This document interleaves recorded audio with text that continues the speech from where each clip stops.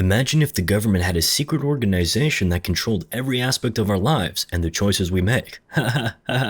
Follow David as he defies their plan so he can clap some ballerina named Elise. For real, this one starts with this guy campaigning to be the next senator from New York, David Norris. He's at a school, on the TV, on the papers, everywhere. But the paper's interesting because it's talking about him once being charged with disorderly conduct, or something like that. A magazine even calls him New York's bad boy congressman. Next, we see him on a ship taking a walk and in a bar. You know, politicians will go anywhere and everywhere during campaign season. But there's good news for him because he seems to be leading in the polls. In one of his public addresses, we see this guy with a menacing look in the audience. Now, when you see a famous face in the audience in a movie, you already know something is about to happen. And something does happen because in the very next scene, we see a picture of David Norris on the front page of the newspaper. And it's about a college reunion prank caught on film. He had one whole page dedicated to him. Man, his ops are really working overtime. Next thing, we see that guy from the crowd receiving a call from someone who just asked if he has any ideas. This guy, his name is Harry by the way, just says he's working on it. Still no smile from him. Next up, David checks into a hotel room and turns on the TV to watch guys on CNN dissect him. Must be a hard watch, but he's taking notes. Now we see Harry and 3 other men on a rooftop. They're all wearing coats and hats. They look like a cult. The leader says they have a big night ahead of them and asks them if they're ready. He then looks at Harry and tells him he needs a vacation because of how tired he looks. Harry replies that a vacation can't fix the kind of tired he is. Relatable. I'll still take the vacation though, please. Back to David, and the numbers are no longer looking pretty. His campaign manager, Charlie, tries to motivate him, but he just apologizes to Charlie for wasting his time and goes off to the bathroom to practice his loser speech. As he's practicing in the bathroom, a lady comes out of a stall and apologizes for being here. Apparently, she's hiding in the men's bathroom from security because she crashed a wedding upstairs. You know what's crazy? It was a dare. According to her, she dared herself. I don't think that counts. David tells her about the time he crashed a wedding and spent a night in jail, and they share jokes about him not winning and how his opponent is such a tool. They're sharing a moment now. You can tell he's getting to like her. The connection is so real that David thinks they might have met before, and before you know it, they're already getting close. Charlie walks in on them, and the lady quickly makes her way out. David chases her, but she only adjusts his tie and runs away as 2 security men are coming for her. That little moment just breathed new life into David, and he's so ready to go give his speech. Have you ever seen a politician run up like that to give a loser speech? That's the power of a pretty lady. Not like I'd know what that's like though. He goes on to throw away everything his team prepared for him to say, and delivered his speech from the heart. It was authentic. So authentic that he immediately becomes the early favorite for the next election. Later, we see the hat men on a bench planning on how to get coffee spilled on David's shirt at 7:05 a.m. at the latest. The next morning, after a brief call with Charlie, David goes out with his cup of coffee in his hand. Time is 7:05 and Harry just missed his target. He slept off on the bench and now David just got on the bus. He's really running for the bus now. Meanwhile, can you imagine David's luck? The mystery lady from the men's room the other night is on the bus, and the seat beside her is vacant. Why do things like this never happen to me? Anyway, she congratulates him on his speech and tells him he has to run again. He says he's not sure, but you know who's surely running right now? Harry. As fast as he can too, and he sort of catches the bus. From a distance, he makes a throwing gesture, and it looks like something just dropped in David's coffee, but the coffee spills on the lady and not on David. Harry gets hit by a taxi for his troubles, and while he's on the floor, he checks his little notepad which basically tells him he hasn't gotten the job done yet. But in the bus, the lady is trying to do it for him as she jokingly tells David to let her spill some coffee on him so they'll be even. But that doesn't work. Instead of the coffee going on his shirt, it's his phone that goes into the coffee. Yes, she threw it in, and after she does, she finally introduces herself. Her name is Elise. She writes her number down and gets down at her stop. David immediately calls Charlie and tells him what just happened. He's just too excited.